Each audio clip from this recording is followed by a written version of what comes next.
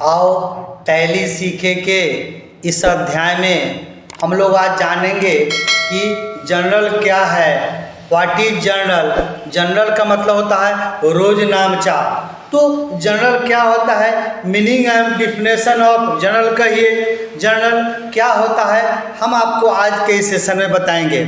हम आपको पीछे के सेशन में debit and credit, rules of debit and credit बताए, अकाउंटेंट के बारे में बताए, क्लासिफिकेशन ऑफ अकाउंट के बारे में बताए। तो आशा करते हैं कि हमारा पीछे का वीडियो सेशन देखे होंगे, आप सब वीडियो देखते होंगे तो आपको समझ में आएगा। आज उसी सेशन को आगे बढ़ाते हुए हम जनरल के बारे में बताएंगे कि जनरल होता क्या है। कंप्यूटर के दुनिया में, अकाउंट के दुनिया में जनरल का यूज क्या है, हम लोग उसको यूज कैसे करेंगे, इसका क्या काम होता है। तो हमें लिखा है कि जनरल के अर्थ को बताए। हम आपको इंग्लिश और हिंदी दोनों में डिफिनेशन लिखे हैं, बारी बारी से हम समझाते हैं। तो जनरल का मतलब होता है व्यवसाय के सभी लेन देन को पहली बार जिस पुस्तक में लिखा जाता है उसे प्रारंभिक प्रविष्टि की पुस्तक या जर्नल कहा जाता है। तो आप ऐसे भी कह सकते हैं, कोई भी व्यावसायिक लेन देन, कोई भी आदमी कोई भी बिजनेस करता है तो वो एक जर्नल तैयार करता है, उसमें लेन देन सारा लिखाता है, उसको एक तरह से हम लोग जर्नल कहते हैं। या दूसरे भाषा में कहिए जनरल रोजनामचा या जनरल व्यापारियों की प्राथमिक या मूल पुस्तक है। इसमें सभी व्यापारिक लेन देन की प्रविष्टियां तिथिवार एवं क्रमवार किए जाते हैं। या आप दूसरे रूप में कहें जनरल वह पुस्तक है जिसमें व्यवसाय के समस्त लेन देनों को दोनों का प्रारंभिक लेखे तिथिवार एवं नियमानुसार लिखा जाता है। ये आपका जनरल का अर्थ हुआ। अब इसी में है व्हाट इज जनरल। जनरल होता क्या है, जिसको हम लोग रोजनामचा बोलते हैं, हिंदी में इसको रोजनामता बोलते हैं। इसका हमने डिफिनेशन लिखा है, it is a books of original entries in which day to day business transaction and events are preliminary records in a systematic manner and a accordance with their respective dates. ये आपका English में इस type से definition हुआ।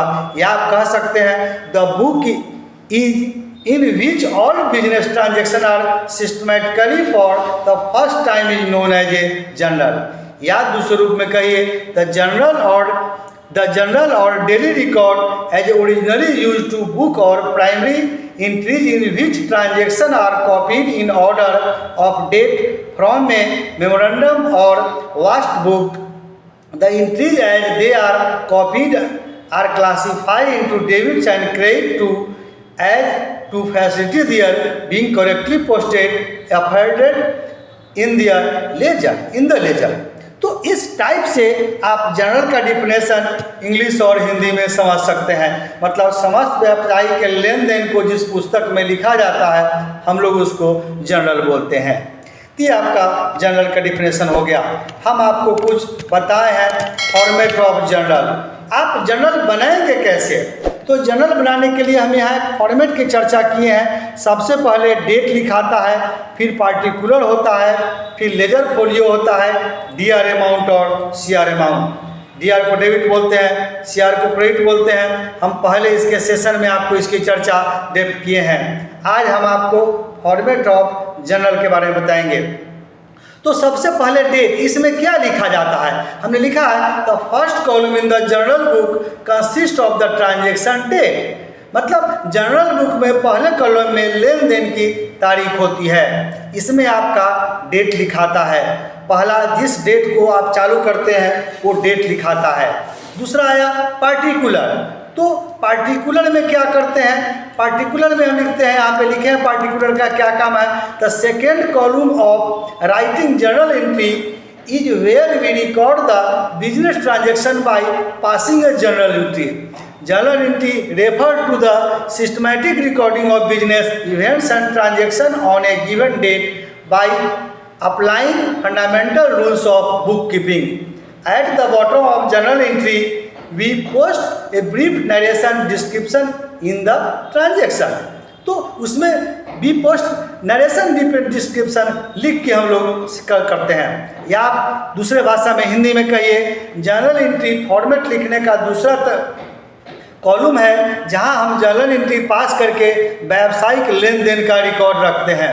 General प्रविष्टियाँ वही खाता पद्धति में मूलभूत नियमों को लागू करके किसी निश्चित तिथि पर व्यावसायिक घटनाओं और लेन देन की व्यक्ति को रिकॉर्डिंग या संदर्भित करती है। जर्नल एंट्री के निचले भाग में होम में लेन देन करते हैं, उसे पोस्ट करते हैं।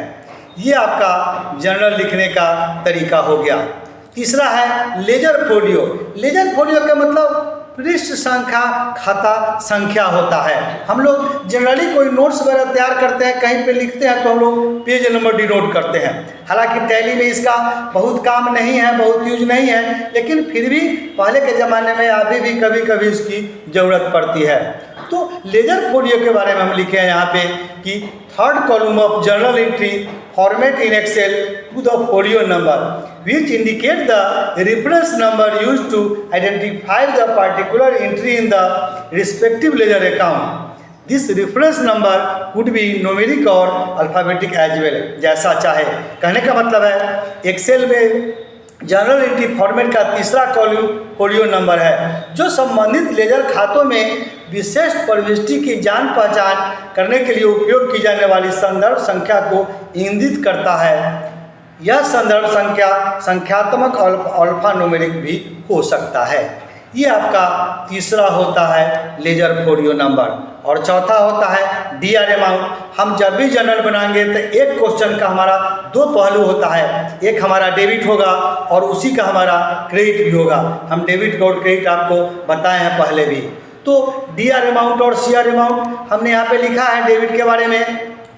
The fourth column shows as the amount by which respective accounts is debited in the transaction. चौथा कॉलम उस राशि को दर्शाता है जो लेन देन से संबंधित खातों में डेबिट की गई है। और उसके बाद आपका क्रेडिट वही बात है, which shows the amount by which an account is debited. column 5 represent the amount by which the respective column is credited. जो किसी खाते को डेबिट की गई राशि को दर्शाता है, उससे संबंधित खाते को क्रेडिट किया जाता है। तो इस तरह से हमारा फॉर्मेट ऑफ जर्नल हो जाता है। ये आपका बनाने का तरीका है, ये जर्नल होता है। और इसमें किस तरह से किसको कब लिखते हैं हमने आपको बताया। एक जर्नल हम आपको पोस्टिंग करके बताए हैं। ये देखिए, हमने एक जर्नल बनाया जून 24 में, स्टार्टेड बिजनेस विद कैश। कोई भी धंधा आदमी 5,000 से चालू किया और परचेज फर्नीचर किया। हम इसको एक छोटा सा क्वेश्चन जर्नल करके आपको बताते हैं। तो सबसे पहले हम डेट लिखे। यहाँ पे पार्टिकुलर में हम आपको बताए थे इस तरह से लिखाता है। सबसे पहले टू कैश हो गया, डीआर अकाउंट जो हम डीआर के सामने लिखे। टू कैपिटल सीआर हो गया जो हम सीआर के सामने लिखे। हम इसका डेप्थ कंसेप्ट आगे और बताएंगे।